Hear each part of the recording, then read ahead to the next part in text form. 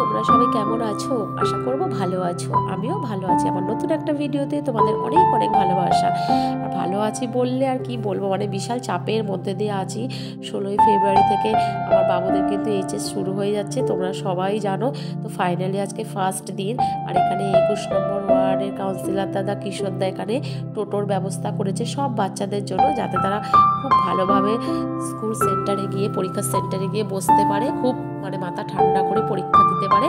সেই কারণেই এই ব্যবস্থা। সেখানে আমাদের 23 নম্বর ওয়ার্ডের কাউন্সিলর দাদাও রয়েছে, মানে সব দাদারা মিলে একটা খুব সুন্দর ভালো ব্যবস্থা করেছে বাচ্চাদের জন্য, যাতে তাদের কোনো রকম অসুবিধা না করে খুব ঠান্ডা মাথায় খুব যত্ন সহকারে গিয়ে স্কুল সেন্টারে গিয়ে পরীক্ষা দিতে পারে। তো তোমরা সবাই আশীর্বাদ করো, পাশে থেকো, যেন প্রত্যেকটা পরীক্ষা আমার বাবুর খুব ভালোভাবে হয়, খুব ভালোভাবে কাটে। তোমরা পাশে থেকো আর অনেক অনেক ভালোবাসা দিও আমার বাবুকে, ঠিক আছে?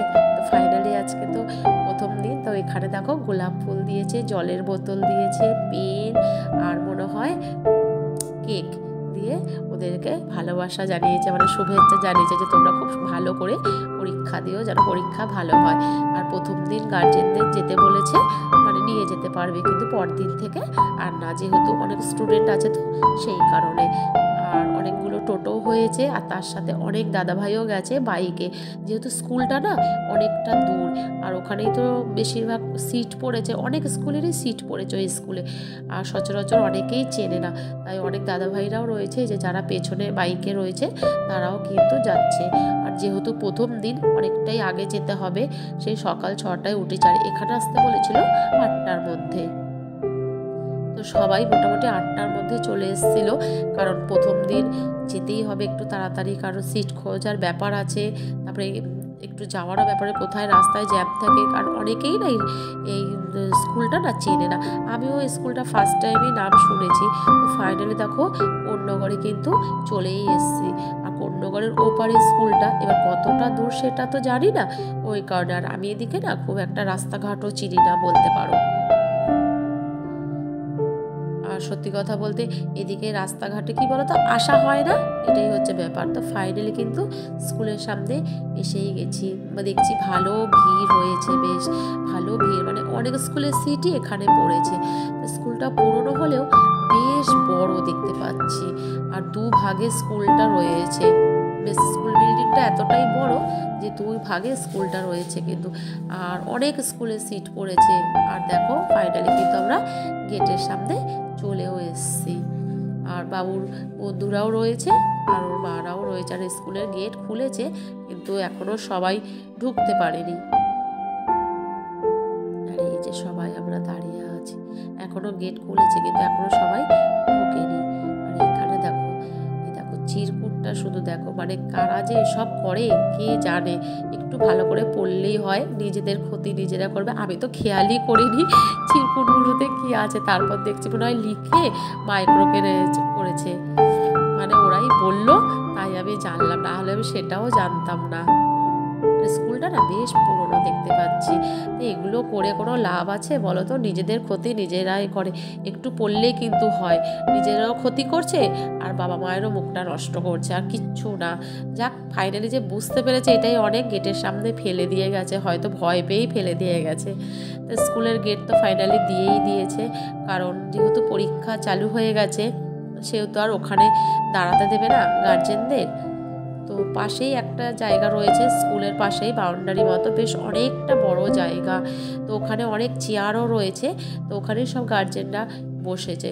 বেশ ভালো জায়গাটা, বেশ অনেক গাছপালাও আছে আর অনেকটা জায়গা জুড়ে, আর অনেক চেয়ারও রয়েছে। তো সবাই দেখছি ওখানেই বসেছে। তো আমরাও ওখানে বসেই ছিলাম, বসে একটু গল্পই করছিলাম। তো আমরা একটু চা খেতে এসেছিলাম, আমি আর বাবুর একটা বন্ধুর মা চা খেতে এসেছিলাম। কারণ হচ্ছে আমরা তো সেইভাবে রেডি হয়ে আসিনি যে আসবো বলে, ওই কারণে। আর দেখছি রাস্তার ধারে বেশ অনেকগুলো টমেটো গাছ হয়েছে, আর টমেটো হয়েছে, হাঁটতে হাঁটতে দেখছি বেশ ভালোই লাগছিল।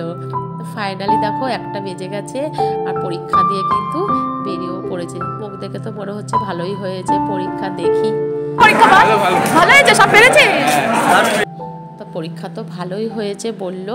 যাক, ভালো হলে মাদের মনটাও শান্তি হয়, তাই না বলো? মানে ওরা ছেলেমেয়েরা পরীক্ষা দেবে আর মাদেরও টেনশান, বুঝতে পারছো তো? আমার মতো হয়তো সব মাদেরই একই অবস্থা হয় যে ছেলে মেয়েদের পরীক্ষা হলে, তাই না বলো? তো ফাইনালি দেখো টোটোতে উঠেও গেছি আর টোটো ছেড়েও দিয়েছে, কারণ একটা তো বেজে গেছি। এবার মা ছেলে যাচ্ছি বাড়ির দিকে। চলো, অনেক বাজে, সেই সকাল 6:30 থেকে চলছে, এখন 1:30 বাজে। তো চলো ফাইনালি কিন্তু বাড়ি চলেই এসেছি। আর এই দেখো এগুলো দিয়েছিল, তোমাদের সাথে ভাবলাম একটু শেয়ার করি। আর একটা জলের বোতল না স্কুল থেকে দিয়েছিল, একটা জলের বোতল, ফাইল আর একটা পেন স্কুল থেকে দিয়েছিল। আর এগুলো আমি কেটে রেখেছিলাম, একদম রাত্রিবেলা সব রেডি করে রেখেছিলাম, সকালবেলা বার করে রেখে গেছিলাম। যে আমি তো জানতাম না যে যাব, তো ফট করে সব মানে ওরাও যাচ্ছে তাই আমিও চলে গেলাম, তো বার করা ছিল। আর এই ধনেপাতা চাটনিটা আগের দিনই করে রেখেছিলাম, সেটা আমি বার করে রেখে গেছিলাম। কি বলো তো, ফ্রিজে থাকলে তো ঠান্ডা থাকে, বার করে রাখলে ঠান্ডাটা কেটে যায়। তো যাকে যেহেতু সব রেডি করা ছিল তাই জন্য আর কোনো অসুবিধা হয়নি, এসে ফটাফট করে নিয়েছি। তাই জন্য মোটামুটি দেখো আমার কিন্তু 3টে সাড়ে 3টের মধ্যে রান্নাটা কমপ্লিটও হয়ে গেছে, যেহেতু সব রেডি ছিল। তো যাকে মনটাও একটু ভালো হলো যে ছেলের পরীক্ষাটা ঠিকঠাক হয়েছে, নালে মনের মধ্যে একটা অস্থিরতা কাজ করছিল। তো বিকেলবেলা বাসনটা মেজে নিয়েছি, আর চাপ নেই। আর এখন গুড ইভিনিং, সন্ধ্যে 7:30 বাজে। এখন চলে এসেছি একটুখানি আমাদের ওপারে নার্সিংহোমে, মানে এটা হচ্ছে দাঁতের ডাক্তারের নার্সিংহোম। খুব ভালো এখানে ডাক্তার, আর খুব ভালো নার্সিংহোমটা। এখানে মানে একটা নাম করা নার্সিংহোম দাঁতের বলতে পারো। আর এখানেই আমার দিদির মাঝে মাঝেই, জানি না দাঁতের কী ওর প্রবলেম হয়, আর এখানেই আসে, তো ওর সাথেই এসেছিলাম এখানে। আর এই যে ডাক্তারবাবু, তো এই মানে এই ডাক্তারের এই জায়গাটা না খুব নাম করা। তা চলো ভিডিওটা এখানেই শেষ করছি, আশা করবো তোমাদের ভালো লাগবে। আর ভালো লাগলে প্লিজ একটা লাইক করো, কমেন্ট করো, সাবস্ক্রাইব করো। আজকের মতো টাটা, আবার আসবো নতুন একটা ভিডিও নিয়ে।